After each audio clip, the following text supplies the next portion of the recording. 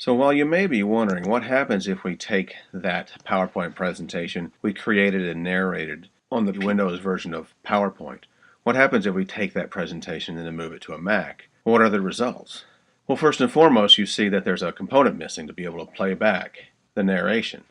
The compression decompression algorithm or codec is unavailable, specifically Windows Media Player. And so you're missing a component. Well, what happens if you try to get that component? Well, Windows tells you that those components are available for purchase by a company called Telestream. Otherwise, if you just want to play Windows Media Player files, there's an option. This week we're going to be talking about metacognition. VLC is a free media player and it can play anything on any operating system.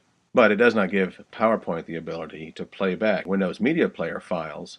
So what are your options? Well, I'm going to delete the audio from these slides, and just for a quicker demonstration, I'm going to delete all the slides thereafter. Go to Slideshow, Record Slideshow. This is the test audio. I'm recording this only as a test. Moving forward to the second slide. I'm going to save it. Let's take a look at it. So you see the icon has changed. This is now the Mac icon. Let's play it back. This is the test audio. I'm recording this only as a test. Okay, so now we have successfully recorded. I might as well go ahead and disclose that I am using the 2011 version of PowerPoint, but I must say that it is fully up to date with all the service packs, so it should be fully backwards compatible and should not be missing too many features. So let's see how the Mac version of PowerPoint handles. Well, let's go ahead and see what happens if we save as a movie. What are our movie options? The export is only available as an MOV. Let's set it at the current screen size to make it high definition. Follow the slideshow settings. Yes, we want that. But the background soundtrack, there's none. We can select a soundtrack. It allows us to select some audio files. But other than that, it appears that our narration will not be available on the movie. I must say that that's going to be true on any version of PowerPoint for Mac that you find. Let's go ahead and hit OK. By the way, I'm not using a headset microphone with this. I'm only using the microphone built into this laptop. And I got to commend Mac for making a really good microphone. Oh yes, and as you can probably also tell, I'm no longer working in that break room. I am in the attic of my house now. So let's see what happens when we hit save. It's going to spend a moment thinking about it. Gee, that was pretty quick. You figure it would at least take 5 minutes? Seeing as how this Mac is 5 years old, has a 2.4 gigahertz processor, dual core, not bad, and 4 gigabytes of memory. It's running the last version of the Mac operating system, so it's only one upgrade behind. And I probably won't because I probably hit the limit of this hardware's capabilities. So let's go ahead and find that export we made, the QuickTime movie we made. It says it's 22 megabytes, and its duration is 44 seconds long. That seems kind of similar to what we recorded a moment ago in length. Let's go ahead and open it in VLC. What happens? Nope, doesn't like it. Okay, it's playing it back now. Yeah, VLC doesn't even like this. Wow, it's wild.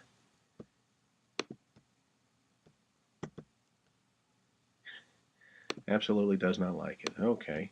So as you see, it honored none of our transitions, not playing the video, not playing the audio, and it didn't even play the first slide. Strange.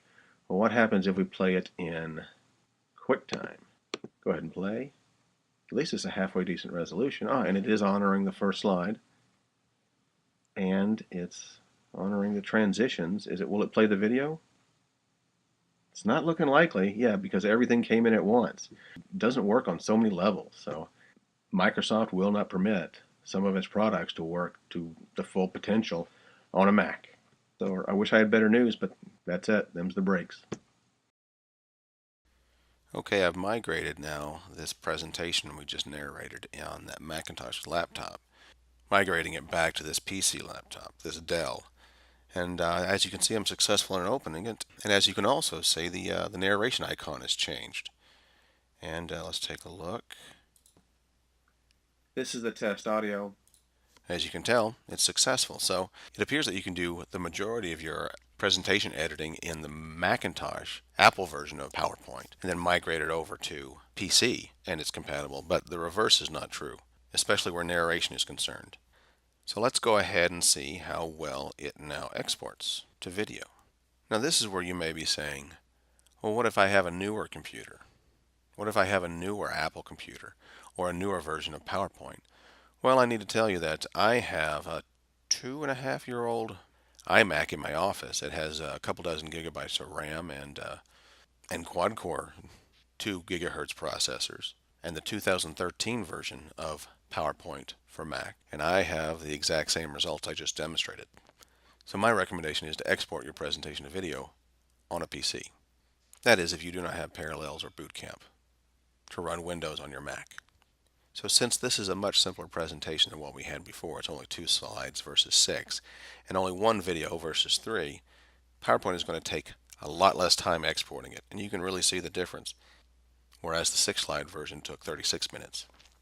Of course, it would go much quicker if I wasn't simultaneously doing a screen recording of this export. So this computer is having to do twice the work. Okay, so it just finished. So let's take a look at what it made. Made it MP4. This is the test audio. I'm recording this only as a test. Moving forward to the second slide, playing the video. Oh, okay. Well, it looks like it was absolutely successful. So therefore, this proves that. So if you can't accomplish it in a Mac and you want to export it to video, go ahead and migrate it to PC. It will honor your timings, your transitions, and even video. And it will even export the audio narration. So this concludes this demonstration of the difference between Mac and PC versions of PowerPoint and what you can do with them if you want to manage narration, audio, and video export.